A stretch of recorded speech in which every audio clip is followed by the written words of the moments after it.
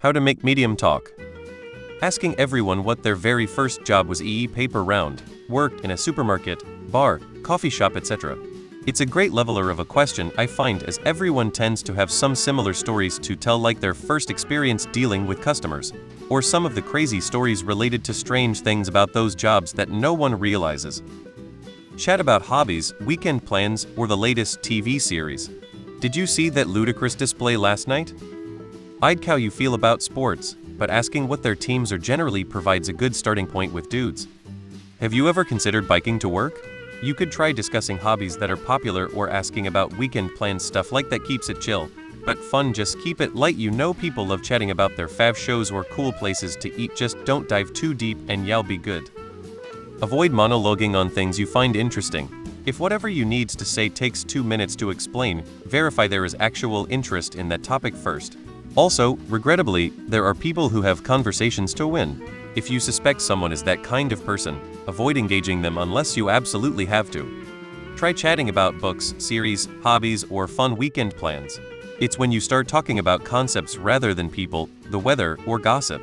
For example, to take it up a notch, someone could say it looks like it's going to rain today. Instead of continuing to discuss the actual weather, you could say, well, there are some philosophers who suggest that our reaction to the weather indicates a lot about our character. You could say some people love it when it rains, they embrace both good and bad weather. What do you think? How does it make you feel? And then go on to a discussion of optimism versus pessimism, glass half full, glass half empty, etc. The people I am around are extremely brief with small talk. I was like, it can't be, conversations have always been this long. One way to sustain idle conversation is to bring a minimal emotional element into it. Naively, a lot of people think that small talk has to be purely informational, what did you do with the weekend, etc.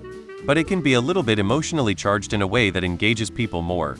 This can be achieved simply by asking people to elaborate on how they feel about something or what it means to them, rather than just getting them to give you more neutral information. For example, they tell you what they got up to at the weekend. You respond with, that must have been fun. Or, oh, I bet it was nice to find some time to relax, or whatever. Something that shows an attempt at a degree of emotional sympathy. And avoid immediately trying to share things about yourself. The conversation will flow more if you start by showing the other person you want to hear what they think and feel. UK here, it's the weather, always the weather, and last night's TV, and how much you dislike Harry and Meghan. Weekend plans, maybe you will find a common interest or hobby. Family, children, restaurants, or food suggestions. Give someone in the group a compliment. That will spark a conversation about whatever you complimented.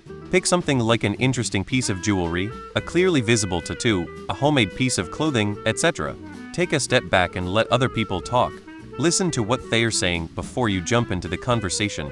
If people are talking about their hobby, ask them questions about their hobby instead of talking about your own hobbies. If conversations are draining, let other talk.